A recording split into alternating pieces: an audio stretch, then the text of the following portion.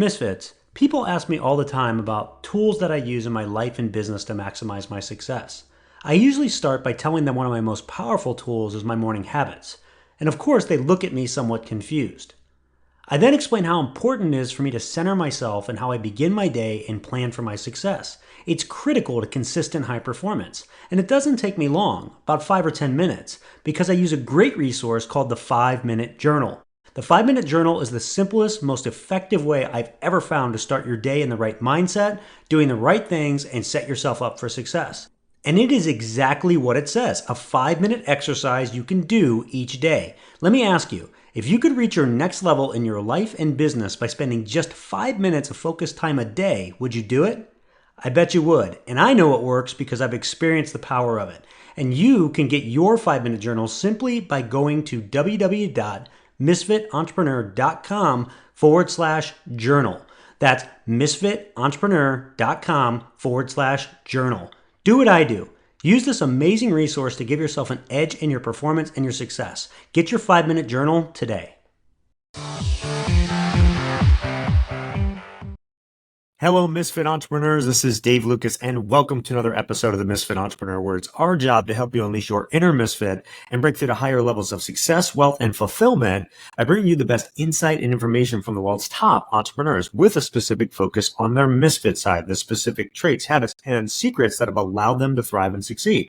As a reminder, if you're new to watching us on our YouTube channel, hit the subscribe button below. Give this video a like and comment as well. We do our best to respond to all comments as timely as possible. This week's Misfit Entrepreneur is Damion Lupo. It's rare that we have repeat guests on the show, but Damien's one of those whose message is very important to bring back. He was first on the show all the way back in 2020, and his story is pretty incredible. At age 30, Damion was facing the loss of a $20 million portfolio and was millions in debt, grappling with homelessness and really other despair. But he fought his way through and back, rebuilding his wealth to more than 200 million. Now, hearing that, I bet you can see why I've asked I've asked him back to come on the show, because we need to hear from him how he did it, what he learned along the way, and really how he's continued to grow and thrive since. He's built over 70 companies with Frame Tech and the EQRP system / turnkey retirement being most notable. On this episode, you're really going to want to listen and watch all the way through, because he has some amazing wisdom and insight that you can take and use in your life, your business, and really make a difference for yourself. So let's jump in. Damion, are you ready to unleash your inner misfit? Yeah, Nate, man. It's so good to be back. Let's do it. Yeah, it's great to have you on, man. And I'll tell you what, your story is one of the best entrepreneur stories that I've ever heard, just for what happened to you. And so I want to spend some time on that at the beginning. Take 5 minutes or maybe even a little bit longer and just tell us, how did you get to where you're at? I think I just bled a lot more in the trenches than most people are willing to do. And I mean, I think that's the nature of how I started off, growing up in Alaska and starting a business there. It was, I heard the answer no. And I said, I'm going to find a way outside of no. And that's, at 11, I started a video game business and hired my parents because they told me we were broke and I didn't like that idea. And then that continued into college, where I started a bookstore, and the bookstore went out of business because I was buying and selling books, and I got thrown out of school. And it was like, I was always seeing these problems. And then I saw stuff in real estate where people wanted to buy houses and they couldn't qualify. And so I said, well, I'm going to go figure that out. And I went to a seminar and ended up doing all this creative financing for a number of years, until you mentioned back in 2008 when I lost 25 million, and which I only had 20 million. So I went to homeless, negative. It's actually kind of funny, because part of the story is I probably should have moved to Nashville, because in 2008, lost my house, lost my money, lost my dog, lost my girl. I mean, my life was a country song. Could have been a country song. Yeah. It was. And throughout this time, I'm starting different businesses, a lot of real estate stuff, had an insurance company. And the storyline takes a big cliff. It was, the GFC back in 2008, it was an opportunity for me. And when I look back, a lot of people are mad about what they lost. And I look at that and go, I was mad and hurt and frustrated, but it was this incredible opportunity to get real about everything and to be humbled. And then to ask better questions. And if we go pursue money, That's one of the things that I've learned. There has to be something more than the money. The money has got to be a side effect, because if it's the main focus, you're never going to get there. You're never going to win. And you're always going to be searching for something that's not meaningful in terms of a mission and a purpose. And that's what happened on the other side 5 years later, when the purpose was really became evident. And those 70 companies you mentioned, they shifted the meaning behind them and what they were doing for other people. It wasn't just about Damian getting richer. In fact, that wasn't really the thinking anymore. It was more about how do other people get richer and freer, and that became the core purpose. No, and that's a great kind of like overview of it. I want to dig into it. And 20 million or so worth of real estate. So what were you doing in 2008? How were you leveraging up? How did you get yourself to, that point? And then what happened, during 2008 that you didn't, I guess, prepare for, that really sunk you? Like, what was the big issue that happened? So for a number of years, 5-6 years, I was buying these houses, making money. Ultimately, the market moved in my favor. And usually if you're doing something long enough, you catch a wave just because of cycles. So I ended up making millions of dollars in cash. And I thought, wow, that was easy. 5 years of nurturing things, planting seeds and growing them with all these houses, and made a bunch of money, and then sold those off. And I thought, well, I can go and I should just go do more, because more is better. Like, that was a fallacy in my thinking. And were you flipping? Is that what you were doing? Well, no, it was actually, I was buying these houses to long-term hold. And so these were, $100 to $300 a month. I was the bank. So I wasn't necessarily renting them. I was the bank with creative financing and doing lease options and owner carries. And so it was a really cool model. But when the market went crazy and these houses doubled in value, I thought, okay, this makes no sense. There's going to be a correction. And so I harvested them and ended up putting a bunch of money in pocket. And then I thought, well, I can do bigger things. It's like this natural progression. Like 6 years earlier, I had read Donald Trump's book, The Art of the Deal. And I thought, $1 billion opportunity here. I'll go lever up. And so in 2006 and 2007, I went out and started doing things all over the country, was developing condos in Alabama and building apartments and rehabbing them. And I basically got into things all over the place, was spread too thin in things I didn't understand or didn't have experience, without teams. So if there was a lesson, it was that I was not following any of the core fundamentals of business or real estate. I was just out there throwing money at everything, which is quite sadly what most people do. They make a bunch of money, right, almost accidentally. And then they start throwing it all over the place, saying, oh, I'm going to 10x it into something I have no idea about. And they end up going back to where they started in the beginning. And that's the process I did. It was doing too many things that I wasn't entrenched in. And that was one of the shifts after that. It was, okay, I'm going to go do one thing. And once I started doing one thing and putting all my energy into it, that's when things really started to change, because you're not going to diversify your growth of businesses in the beginning. Diversity is this fallacy that Wall Street created. And it works great if you've got 10 or $20 million. But if you've got 10,000 or 100,000 and you say, I've diversified in 30 things, you're going to slowly stay broke. Yeah, no, that's a really good point too. And so talk about, like, all right, so you kind of hit rock bottom, right? You're, I think, 5 million in debt, right? You've lost all your money and everything. So was there a moment or like key inflection point that you credit with, like, getting you out of that bottom and back on the road to success? Like, what was it? Because a lot of people never get out of that. It's just over, right? So how did you do that? So it's interesting. Every cycle, I've been through a number of cycles. This is why you want to have people that are like literally 10, 20 years older than you. They've been through cycles and they can see the future because they've gone further back in the past. And so what happened for me is I ignored this. I went through this cycle of grief, which is very common when you have a major tragedy or trauma. And at first I denied it, pretended it didn't happen. Then I got mad. Then I was blaming people. And eventually, and several years later, I had moved out to Austin, Texas. And I reached out to an old mentor and I said, hey, I need some help. I need a chiropractor and I need a therapist. And he said, okay, well, I can help you with one of those. So he gave me his therapist, who actually turned out to be a very dear friend that I trained in martial arts with for years and went to Tibet with. But before all that happened, we spent almost 2 years in therapy. And so the step that is needed, I believe, for everybody is you have to be open to seeing your blind spots. And that I would say that has to come from somebody else with wisdom. You can read a lot of books and you can be self-introspective, which is great. But having a coach, a mentor, a therapist that is there, he asked one question for 2 years, Dave. He said, what is true? And we went deep into that question over and over, went peeling back the layers of the onion. And that's what everybody needs. If you're going to reboot, if you're going to reinvent, you got to go deep into the core and then build from there. If you just build on the surface, you still have all the core gunk. And that's the stuff that's keeping you stuck in the past that you'll use to repeat the past in a different form, in a different costume. So that was the key. It was asking for help and then doing the work, not just showing up to therapy and saying, okay, let's sit here and talk about the weather for an hour and then I'll leave. I would go there and I would spend an hour with him, answer those questions, and then I would go and leave and do the work. And I would spend 10, 15 hours working on me every week. And so he fired me 2 years in and said, you're done. You've done the work. You're done. And I said, I didn't know you could be fired as a patient. He said, we can still talk. We're still friends.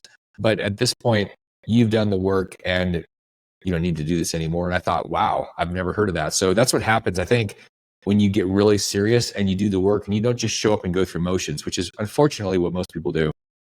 Through that process, what did you find was true for you? What was true is that I was not a money bee. I was a honeybee, meaning there was something that I was meant to do that was not a money focus. I was meant to teach people, and I was meant to teach people based on experience.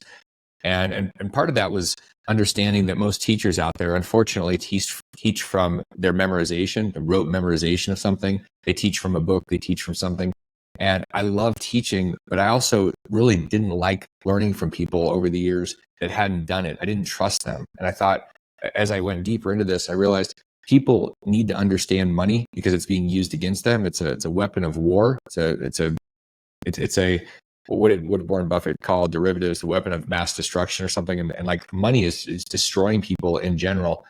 And it's a way to keep people enslaved. And so I saw this and I realized I'm supposed to do something to help people break those financial shackles, to get out of that bondage. And so what is that? And so ultimately the last really 12, 13 years since then, it's been different forms of breaking people's shackles. And what's crazy is that when finding that purpose and going deep into it and then asking the question, how can I serve more? Not how can I get more, but how can I serve more people? Then everything starts growing bigger and bigger. I think the universe, I think God gets on your side and gives you tailwinds. Right. And that's when things started really growing in a massive way, because I wasn't just chasing the next $1,000 or $10,000 or $100,000. I was chasing the impact on 1 million people's lives. And that's where everything starts changing, because providence happens when you're committed to something that's that important, that's that purposeful. So that was the big shift. So talk to us about how you've now gone and done that. So what are you doing that's helping to change people's lives? You got a big mission, I believe, to help over 1 million people, right? So talk to us about what you're doing with that and what you're teaching so that you are helping them. So this really formed up in 2012 when I wrote a book called the QRP book, and I started a company called the EQRP company, where we're helping people get control of their retirement money so they can do what they want with it. They can invest in things that are not just Wall Street, but things like real apartments and gold and silver and Bitcoin and all these cool things. So, and not just giving them choices, but empowering them with the choices. So people get to choose and drive their stuff. They're not just abdicating responsibility to an advisor and saying, I hope it all works out. It really, there's a group of the population, I would say far less than the majority. It's a small portion that says, I trust myself more and I love my money more. And there's nothing wrong with loving your money. It's energy. Money's just energy. And like you're respecting the energy that it took to create this thing. What's not respected is how the government and the Federal Reserve disrespected by printing it. But that's another story. So that was the first step. It was narrowing all these different ideas I had into this one thing and building a community of thousands of people that have come together with this tool to hold their wealth and their future in their hands. And part of this came from watching my father retire and then ultimately die 11 years ago, where he had played by the rules and not taken control, not taken responsibility, and ultimately died broke. And so I saw all these, there's millions of people that would rather have not that, and they'd rather have this freedom and this clarity and certainty around their money. So that was the first thing that was really built. And it was the core focus there was empowering people and building a community. And that led to the other things, but it wasn't that the other things were being done at the same time. It was this one core thing that that every time I started, and what's crazy is about 18 months into this, when I launched the company, ran out of money, and like had employees left. Everybody said shut it down, and I had 132 people at the time, and I said, I'm not shutting it down. And people were like, why? There's another opportunity. I said, yeah, but what about the 132 people? Those people entrusted me to help guide them. I'm not quitting because of them. So from everybody else's perspective, they were in it for the money. I was in it for something different. And that's why I was the only one left, and then spent a year just grinding away. And then things went vertical. It was almost like a test. Like, are you really serious? Or is this really about something more than just you making some more money? And at that point, people came on, the company grew, dozens of employees. And that happened because there was this willingness to continue purposefully serving these people. And then that's led to the other things that have blossomed, where they've grown to the point where people are now, there's employees, and there's CEOs of the companies, the Gold Company and Frame Tech and Vitruvian. And we can talk about those. It was that there was a narrow focus on started with the mission, the purpose of freeing people from the financial shackles, and had this tool, and then being a little bit psychotic. Like, I love Grant Cardone's book, Be Obsessed or Be Average, Boba, because if you're not obsessed about something, then you're really not going to make a dent, because there's too many barriers, there's too many tests that are going to make you stop, that you're going to say, this is too hard. And if you're obsessed, you stop hearing that stuff. You're too focused on this mission that's driving you from internal, and you've got a North Star. So I think you find it, you kind of have to be boba to make life work. Yeah, I've often said over the years that there's two things with entrepreneurs that I think are really, at least I've seen in from my own experience, is that you have to have a healthy obsession, and you have to have a healthy paranoia. Right. In the same way, when everything's going really, really well, you still have to look over your shoulder just a little bit, just to be ready, because we spend a lot more time in it's a series of peaks and valleys as entrepreneurs. You can attest, we spend a lot more time in the valleys than we do at the peaks, and the peaks are wonderful, but it's in the valleys where we become the best of ourselves and everything else. Right. So, and I kind of hear some of what you're saying in that and stuff too. So in fact, I want to dig in more to what you do in these businesses. I want to dig in more to some of the other lessons that you've taken from your journey. So we'll do that. I want to take a 1-minute break. We'll be right back. We'll jump into that. Misfit entrepreneurs, as we build our business and work every day to make a difference in the world, we must not lose sight of setting ourselves and our families up for continued prosperity, both while working and when we choose to retire. But how do we do it? Did you know that studies show the average American will outlive their savings in 401k by 10 years or more?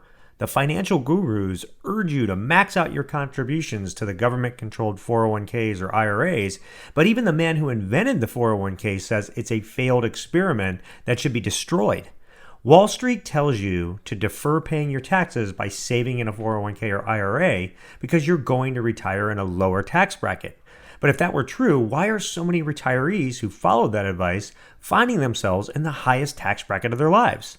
What if there was a better vehicle to help you maximize your financial future? Well, it just so happens it may exist. It's time to get the truth and discover a better way to grow and protect your money. Bank on Yourself is a proven retirement plan alternative banks and Wall Street are desperately hoping you never hear about. Would you like to have guaranteed predictable growth in retirement income, tax-free retirement income, more control over your money, and built-in inflation protection? I bet you would. Learn the secret to safely and predictably grow your wealth every single year, enjoy tax-free retirement income, and gain control of your money. Just go to www.bankonyourself.com/misfit, and they'll send you a free report about the retirement plan alternative that lets you bypass banks and Wall Street and take back control of your financial future. That's www.bankonyourself.com/misfit for your free report. bankonyourself.com/misfit. All right, so Damian, let's start with the lessons, right? So what are some of maybe the top few lessons that you took to heart from your experience, I guess, to date, and that you've used to ensure your success going forward? And some of that we've talked about with your mission and stuff, but what are some of the other ones that have really made a difference for you? So one of the things that's been consistent, and it's mostly been in place, is the need and the desire to have mentoring and coaching and other people around people that are experienced. So I started doing this 25 years ago with mentors. And one of the mistakes I made was thinking that I knew everything in probably 2006. And I think that had, in large part, it was because all of a sudden I had a bunch of money and I thought money makes me smart. Money makes you dumb. Money makes you arrogant. Mm-hmm. Money makes you egotistical. And I think it's a part of the process. Like, you don't just naturally go, oh, I have a bunch of money. There's always psychology around the money. Either one, you repel it, you try to get rid of it. Lottery winners are great at this. They get it and then they get rid of it as quickly as possible. And then other people turn into complete D-bags because it's an amplifier of who they are. And so having people around you that have been through it, like, I'm around people now that create wealth, and I see them and I watch them turn into these monsters sometimes. And I was like, wow, who are you? But they're being themselves. They just have a lot more fuel to fuel them. Money just amplifies who you are in the end, 100%. That's really. Yeah. And I watched that. I watched myself going through that. So one of the lessons was always make sure you have people around you that are further down the road. So an old friend of mine said, you always want people ahead of you, behind you, and your peers. You want to make sure there's these three different groups in your life. And he always had those. And I didn't, at one point, I didn't have anybody in front of me because I thought, I don't need that. I'm the king. And I was like the emperor without any clothes on. And so the process was make sure I always have somebody. Now I've got a mentor that's down the road, that's wealthier, that has more experience, that's about 10 years older. And I see people that don't want to necessarily pay for mentoring. What I see people do is either one, they do it on their own. They figure I don't need to spend the money, or they go say, well, if I spend the money, then I buy a mentor or mastermind for $30,000 a year. They say, well, then I'm good. And I'm like, no, you're not good. That's the starting point. And then you have to do the work. Then you have to show up and contribute. Then you have to grow. And so people make one of those two mistakes. Very rarely do people go and hire a mentor or get into a mastermind and grow into it and grow beyond it. They tend to either not do it or they go into the thing thinking it's kind of like having a coach or a therapist and saying, I'm here, it didn't work, and it's your fault. No, it's the person's fault that engaged. You didn't engage. Like, you hired, but you didn't engage. When I hear people say, well, I don't know if this coaching thing or this masterminding thing is going to work for me, I say it's not, because you're not going to work for it. Like, you have to do the work. And that's the missing element. Everybody wants these hacks. People have read Tim Ferriss's book, The 4-Hour Work Week, which I loved, by the way. But they think that you can do life in 4 hours. And it takes a lot more effort and energy and passion and desire. And so that's one of the biggest things. Like, you got to have the other people, and you got to be willing to do the work. And that's where there's so much room at the top and in success, because almost nobody wants to do the work. They maybe will do the work from 9 to 5, but they don't want to do the work from 5 to 9 and on the weekends. And that's the key. That's like that. If you want the hack, that's the hack. You got to be obsessed and willing to do the work. And I just don't see a whole lot of people showing up to do the work 190 hours a week out of 168. Yeah, it's funny. I actually just did a Lessons for Hannah episode that was called Do the Work. And it was really going in depth on what that really means and why you have to do the work, right? And it's harder. It's not harder. It's just the nature of our society, I guess, of where things are. Like, everything's instant at our fingertips, right? We don't have the patience for a lot of things. I often joke, we stop the microwave with 3 seconds left. We can't even wait 3 seconds anymore. And, that does hurt, because we're so conditioned to have everything at our fingertips. It hurts that part of the human spirit, which needs to do the work, right? Which needs to play the long game. Like, you're the epitome of playing the long game, of what can happen if you do that. You just keep at it, right? 2 steps forward, 1 step back, or maybe 2 steps forward, 3 steps back, right? And then, continue on. So, like, I think that's one of the biggest lessons I take from your story. And one of the things that I loved about when we first met, all those years ago, about how you didn't just give up. You didn't just, let everything collapse around you. You said, I'm going to keep going in some way, shape, or form. I'm going to find a way, make a way. And you did that. And I think that's part of it. That in itself is doing the work. Right. And to that point, there's kind of an offshoot from that, because it surrounds it, is talk just a little bit about mindset, right? Talk about what you've learned about the mental game, right? And how to use it to your advantage, help yourself thrive. What are some key things for you there? That's a great question. That can be summed up in the way of the honey badger. And so if anybody's ever seen, or if you haven't, you should see the YouTube video of the honey badger. It's the world's most fearless animal. And I saw that video and I said, wow, not only did I watch it about 100 times because it's so freaking funny, but it really, that animal epitomizes what I believe it takes to become free. You have to be fearless. You have to be decisive. You have to be committed. You have to be resilient. So if you're around me, my team, you'll see us wearing things like I'm wearing one right now. I'm wearing a honey badger vest. So if you're watching this, you're going to see, you're actually, those 4 things I just said are on my vest. And I believe that, and starting off with fearless, it's not the lack of fear. It's being willing to move through the fear. And instead of saying, well, I'm afraid, I'm not going to do anything, I'm just going to wait and see what happens. Like that's a terrible, terrible way to live in general. And that's where it starts. You have to be willing to move through the fear. And the fear is really the unknown. It's the judgment. It's what could happen. It's the boogeyman. Most of the stuff we're afraid of doesn't happen. And the things that do happen, you have to be willing to be resilient. That's on the other end of these 4 things, this resiliency. Because if you're committed to something, if you're committed to something beyond you, you're going to move, you're going to keep moving, and you're committed to that thing, and you're decisive about taking action. So ultimately, those 4 things, I mean, it took a long time to figure out what are those things that epitomize the honey badger. And so we call ourselves honey badgers, and our community are a bunch of honey badgers. So like you have different communities that have nicknames or what they are. There's a reason behind the honey badger. Why? Of course, a lot of people think we're from Wisconsin because they say, oh, badgers, Wisconsin badgers. And I'm like, no. Honey badgers from Africa, like these incredible animals. And there's a spirit there where they don't really care if they're being stung by a python or a swarm of bees, or it doesn't make any difference to them. They just keep going.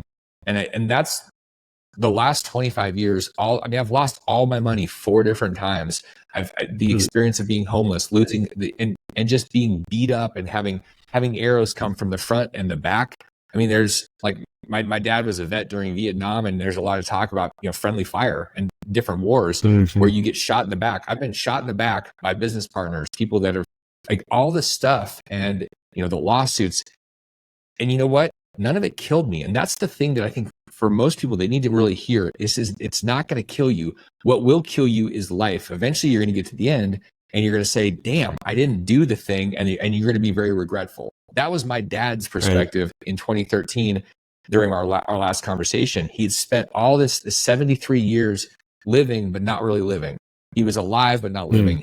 And there's the regret was not going for it. And that's what we need. We need to go do the work and go do the thing, whatever that thing is, and let go of this thing, this concern about people judging us for failing, or our own judgment for failing, or what happens if we lose all our money.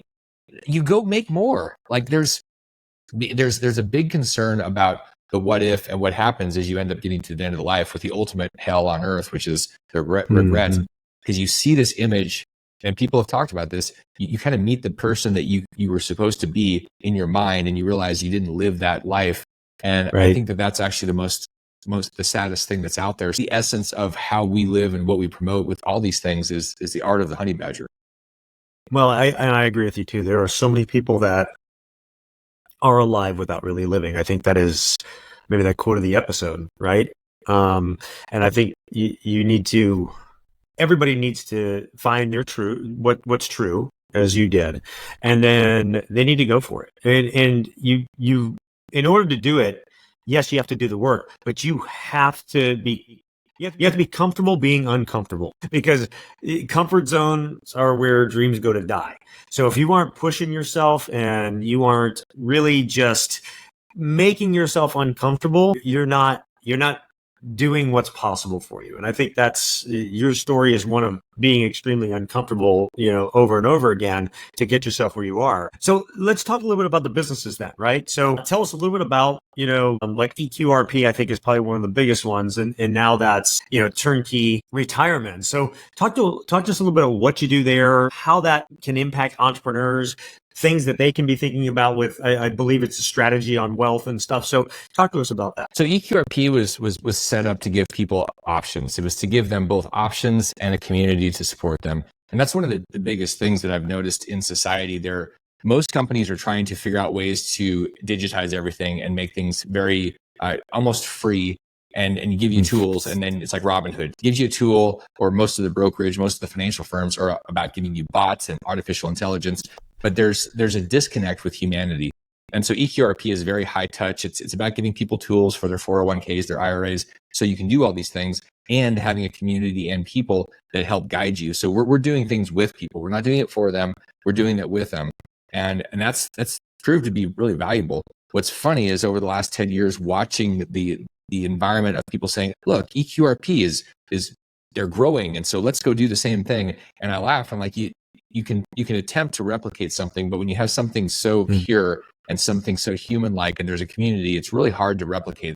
And that's kind of a moat, if you will. People go, well, how do I do it? How do I build a business that has some type of staying power that won't just be copied or duplicated? You create heart, you create community where people care, and that tends to be very different, and it's really hard to duplicate. As that's been built, what's happened is when you have a community, there's a lot of trust that's built. And so people say, cool, I like this community a lot. I want to do more things. And Stephen Covey wrote a book called The Speed of Trust many years ago, before he passed away. And that would be the secret sauce. And it's kind of funny. People are like, well, how do you do what you do? Like, you build a lot of trust by doing a lot of things for a long period of time. And people are like, well, how do you do that in 3 months? I'm like, you don't. There is no way to do what we've done in 3 months. I'm sorry. You can't do it in a year. And they go, this is to our point before about playing the long game. That's right. It's about the long game. It's about, what is that mission? You're like, there is no 3-month mission. It's not like you're going on a bombing run in Afghanistan. Like, it's like, this is a big mission. You're rebuilding the country, not bombing. And people are trying to bomb things instead of build things. And so ultimately that's led to us asking, how do we help people deeper? What are they missing? And so different question. It's not, what can we sell them? It's what do people need? And what they need is they need opportunities to do things, invest in things. And so we started finding ways to give people opportunities. And that led us to doing a number of different investment things, which over several years led us to launching FrameTech. And it's funny because FrameTech was an idea on a napkin 2.5 years ago. And today it's a $500 million company that has plans for the rolling out across the country. And I kind of laugh when people are like, well, I want to do that. I'm like, okay, so you got 25 years? Because the overnight success story took literally 25 years, basically 4 bankruptcies and all this 70 companies. And so people are like, well, that sounds terrible. You got another idea? I'm like, not for building that thing. Like, and FrameTech was really interesting because it was like this magic of bringing people together. The people that were these incredibly talented operators that had decades, literally 50 years of experience from our patriarch. Guys has more experience than I have years of life. And all the people that came together, and then the community that deeply trusted us and wanted to be a part of what we were doing. And so we said, great, we're gonna do this thing. And what we're doing is we're a misfit in this industry. We're disrupting construction and framing and solving a giant problem, which is the housing problem. The crisis is we have millions of missing units and we're not producing enough. And so we said, well, this is a way that we can help solve that. And let's find a way so that all the stakeholders win. So the environment wins. Yeah. We're literally solar powered. So we're not destroying the environment. It's like, there's these things. We're taking care of our people, not looking at them as cogs.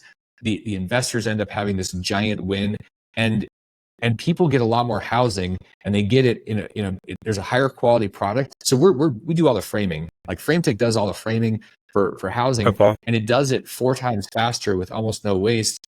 And so it's not an incremental change. I think that's, if the lesson takeaway here is, okay, well, what do I do? And you're doing FrameTech, Damian. What do I do? Find something that's broken and go find a way to do something 10x better. Elon's doing that. And it's really hard. And you know what? It's also really meaningful because you're doing something that really matters. You're not just a me too. You're literally you're like a category of one. And that gives you life. You wake up in the morning so excited about doing things that are serving other people. And then like magic, things happen. It might be that it takes you 15 or 20 companies to have something work. That's because you need that. Like, those are being given to you as a gift from the universe to help you become ready for that thing. And ultimately that thing will happen if you're patient. And like you said, if you play the long game. Yeah. And then just to go back real quick, just for clarification on EQRP, like you said, it's community and everything, but is it strategies or is it like advice? Like because it's all surrounding retirement, right? And planning for your financial success. So, and I think that, the reason I go back to that is this is something that a lot of entrepreneurs don't put as much focus on as early as they should. And so I think it's important. So what are some of the key things that people should understand about how to set themselves up for more success in the future as they're building their business when it comes to their financial picture? Well, so the key with EQRP is it's a tool, and then there's a community, and the community is set up where people learn from each other. And so there's, in terms of guidance, EQRP doesn't say you should have a 60-40 split between stocks and bonds. What my philosophy as the founder is, you should do what is best for you. And I have no idea what that is, and nobody else does. So we're going to ask a lot of questions. We're going to help you get to your truth. So it's back to that question: what is true? What is true for you is different. You're not a formula that I can plug into some thing on a Wall Street calculator that says, oh, based on your age and you need 4% out of your stocks. Like, I'm sorry, that's not real. That is a great way for Wall Street to keep your money trapped for the rest of your life and get their 2% every year. So the other option is we put people together and they learn together and they start doing things together. And then what happens is they study together and grow together. And we've noticed that when people are in that environment, it's very empowering, and there's this organic growth that happens. People say, okay, well, I have this experience, and they share it. And so everybody's accelerating versus isolating. And unfortunately, our system is set where people don't want to talk about their money. They don't want to talk about their investments. They kind of think that they should be their own attorney, their own accountant, and do all these things. And in reality, that it's the exact opposite. So the community that we brought together is about giving people options. We've got a thing called Deal Marketplace for the community where they get to share their deals and put deals. And we built this structure to where the deals all they have the same general structure, so people can compare them and they can say, well, this one compared to this one's better, or this one has this and this one doesn't have that. It simplifies. And that's one of the keys.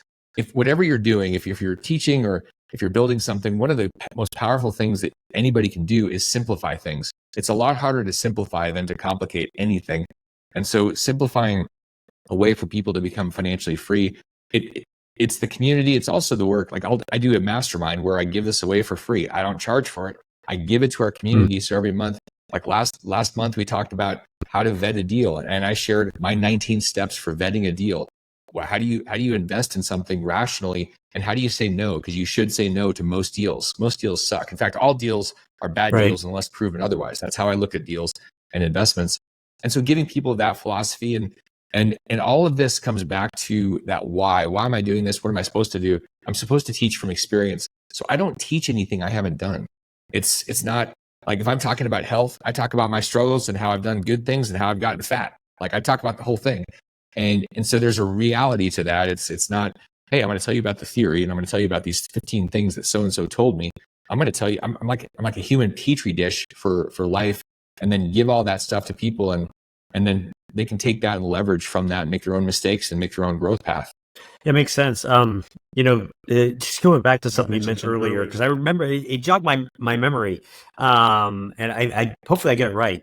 You mentioned martial arts earlier. If I remember right, I think you founded your own martial art. It was like the Aikido or something like that. I know you're a multiple degree, like black belt and stuff. I guess is my last question. What principles from martial arts have you found that translate really well to entrepreneurship? The power of presence is the single most powerful principle in martial arts and in life. And that's the missing element for virtually everybody, because everything now is click oral. It's like we get triggered by something on a screen or something we're chasing. There's FOMO that's driving us everywhere. We're not present. Like, it's the most frustrating thing in business and in life and relationships. Just all the stuff that keeps us fractured and not together. So not together with other people, not together with our own thinking, because we're constantly bouncing around. In martial arts, it was an interesting thing, because my form of martial arts that I founded, the Aikido, was all about releasing tension. And when you release tension, you start to get more and more present. Our tendency is to be in tension. Our bodies are tense, our minds are tense. And when you're still, you start to see everything. If you're very tense, you see narrowly. When you're open, you can feel things. You see it, but you see it with your third eye. You see everything behind you. You can feel it. And that's the same in life. It's like one of my mentors, George Leonard, talks about this in his book Mastery. It's about this process of really going through the process and being present in it. That's kind of a foreign concept to most people. but it is the Right. single most powerful thing. There is power in presence, and there's this ability to see things that you're not going to see unless you're present. And there's just this ability to connect with people, just simply being with people and being all in. Like, you can go deep so fast, and you can spend a year with somebody, but if you're never present, you're never going to go as far as you will in 15 minutes if you're actually present. That's the big power. And that's what I learned over those 20 years studying martial arts. Yeah, I think that's a great point about just honestly for all areas of life is the more present you are, the more you're going to get out of a conversation, a experience in life. And we spend a lot of time where we're there, but we're not present, if that makes sense. Right. So just like, we're hearing, but not listening. Right. And some of that's due to the instantness and how fast our world moves. And we're all, our minds thinking of the next thing and everything else. It's rare that we just slow down and just be present. Right. And I think that's a really great message and a great way to end it before we get to your Misfit 3. So we're going to do that. We're going to take just one more 1-minute break, and I'll come right back with Damian's Misfit. Before we get into today's Misfit 3, I want to take a minute to talk to you about a free resource available to you from the Misfit Entrepreneur, the Misfit Minute. The Misfit Minute is the free weekly resource packed with useful tips, tricks, and information from the world of Misfit entrepreneurs. It not only includes further resources on the week's Misfit Entrepreneur guest, but additional links, articles, and resources to help you be more successful. It's delivered every Friday to your inbox.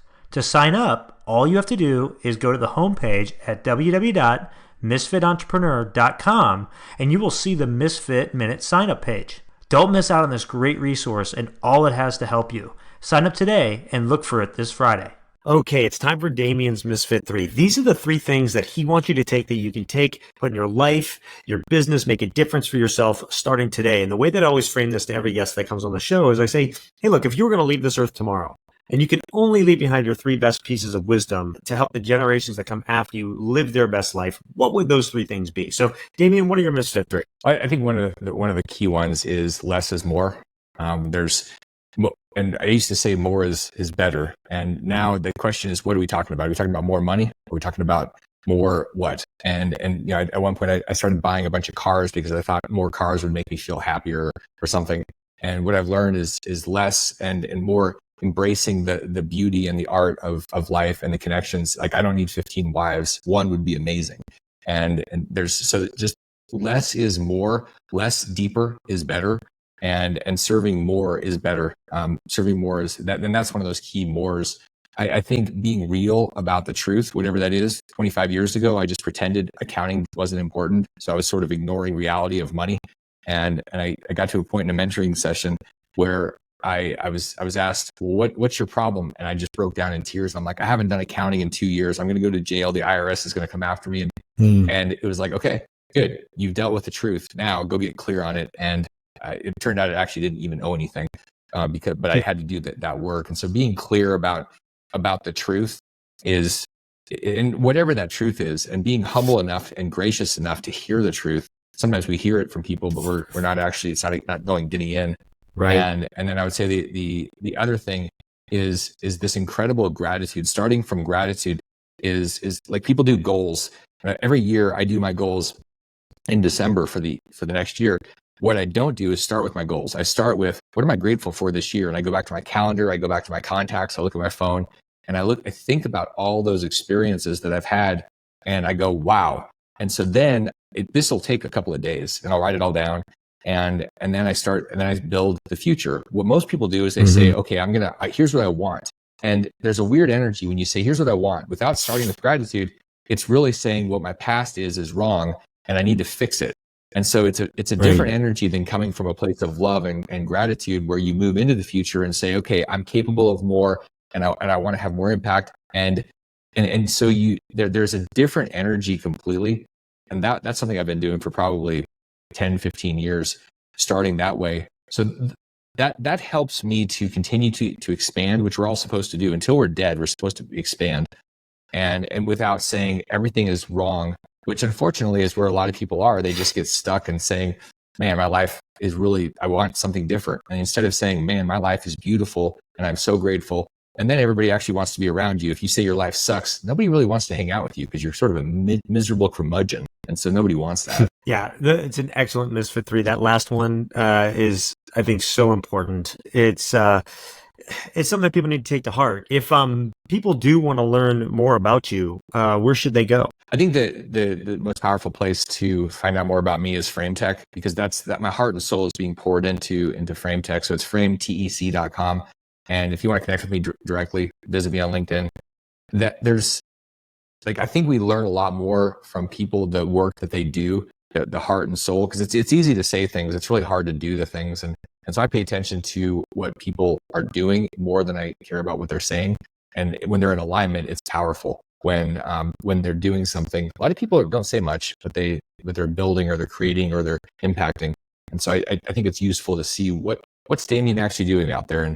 And so if you poke into that stuff, you'll see that this beautiful thing that I'm part of that's going to help society and really is the reason I'm here. Great. We'll link to that in the show notes, the best show notes in the business for reasons I will talk about more in a second. But first, for those of you that are new to the Misfit Entrepreneurs, your first episode with us, welcome. It is such an honor to have you with us. I hope you become a regular listener, watcher of the show, subscriber.